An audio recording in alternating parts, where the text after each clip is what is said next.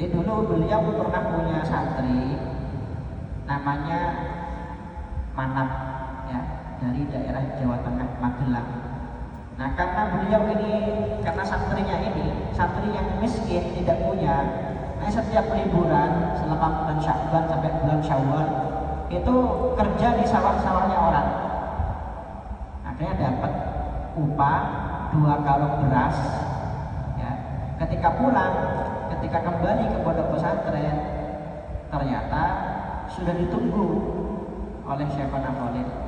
Apa kata Syekhona Khalil ketika melihat santrinya ini yang bernama Manap dari Magelang membawa 2 karung beras? Oh, Masya Allah, Alhamdulillah, kebetulan ayam-ayam saya lagi lapar, belum makan. Ini beras 2 karung ini diambil, ditaburkan untuk ayam-ayam beliau. Hasil jerih payah selama berbulan-bulan itu ludes seketika, dimakan oleh ayam-ayam beliau.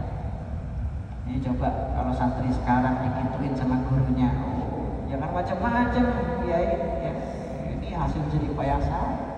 Tapi ini santri yang benar-benar santri, taslim, tetap taslim, tunduk, taklim, tahu bahwa apa yang dilakukan gurunya pasti yang terbaik.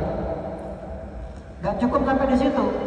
Syekhona Khalil menyuruh santrinya ini yang bernama Manap ini dari Magelang untuk makan sehari-hari, makan daun mengkudu, daun pancing.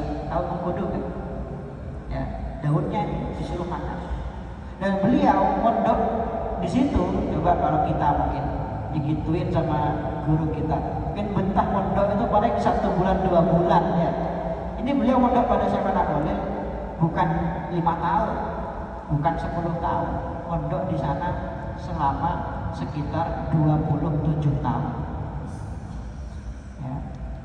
Setelah itu beliau boyong pulang, masih pindah ke pondoknya Kiai Hasyim Asy'ari di Tebuireng. Akhirnya beliau itu baru menikah ketika usianya lebih dari 50 tahun. Akhirnya beliau pindah hijrah ke satu daerah di Kediri dan membuka pondok pesantren di sana di Kediri. Nah, sekarang pesantrennya terkenal dengan nama Pondok Pesantren Lirboyo, yang total santrinya sekarang adalah 70.000 santri. Itu kisah dari Kiai Manap, atau yang lebih kita kenal nama hajinya Kiai Haji Abdul Karim, pendiri Pondok Pesantren Lirboyo. Nah, itu menjadi orang besar, ya.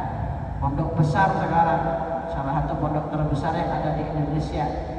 Nah, kalau kita tahu kalau pendirinya ini luar biasa, ya, tirakannya, mujahadahnya, kita nggak akan kaget, ya. Idza urifas sabab batalal ajab. Kalau kita tahu ternyata pendirinya seperti itu perjuangannya, ya, ta'zim kepada guru luar biasa, karena itu dimuliakan oleh Allah Subhanahu wa Ta'ala.